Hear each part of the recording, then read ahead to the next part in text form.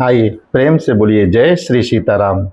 अब हम सुंदर कांड के उस ऐतिहासिक मोड़ को सुनेंगे जहां विभीषण जी रावण के द्वारा लात मार जाने के कारण लंका को सदा के लिए छोड़ देते हैं। वे प्रभु श्री रघुवीर की शरण में जाने का पावन संकल्प लेते हैं और मार्ग में प्रभु के दिव्य स्वरूप का चिंतन करते हैं। इन चौपाइयों का अर्थ सहित आनंद प्राप्त करते हैं। राम शत संकल्प प्रभु क्षमा काल वश तोर, मैं रघुवीर शरण अब जाहु देहु जन खोर।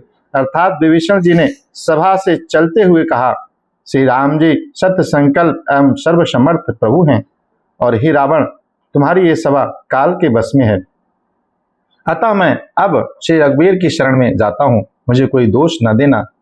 अस कह चला विभीषण जब ही, आयुहीन भय सब तब ही, साधु अवज्ञा तुरत भवानी, कर कल्याण अखिल कहानी। अर्थात ऐसा कहकर विभीषण जी ज्यों ही चले त्यों ही सब राक्षस आयुहीन हो गए, अर्थात उनकी मृत्यु निश्चित हो गई। शिव जी कहते हैं, हे भवानी, साधु का अपमान तुरंत ही संपूर्ण कल्याण का नाश कर देता है। रावण जब विभीषण त्यागा, भयो विभव बिन तब ही अभागा, चलो हरस रघुनायक पाही, करत मनोरथ बहुमन माही।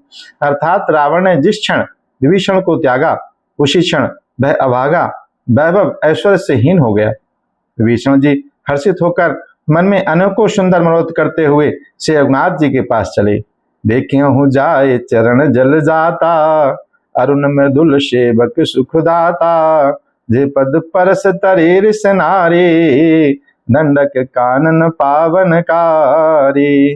वे मन में सोचते जाते थे कि मैं जाकर भगवान की कोमल लाल वर्ण के सुंदर चरण कमलों के दर्शन करूंगा, जो सेवकों को सुख देने वाले हैं, जिन चरणों का स्पर्श पाकर ऋषि पत्नी अहल्या तर गईं और जो दंडक वन को पवित्र करने वाले हैं।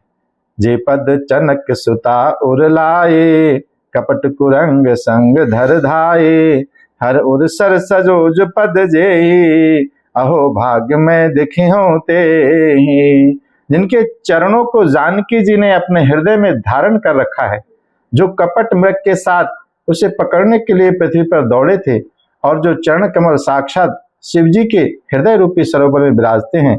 मेरा अहो भाग्य है कि आज उन्हीं चरणों को आज मैं स्वयं अपनी आंखों से देखूंगा। विभीषण जी का यह समर्पण हमें सिखाता है कि जब संसार आपका त्याग कर दे तब भी ईश्वर का द्वार आपके लिए सदैव खुला रहता है। इसलिए प्रेम से बोलिए जय श्री सीताराम, जय श्री सीताराम।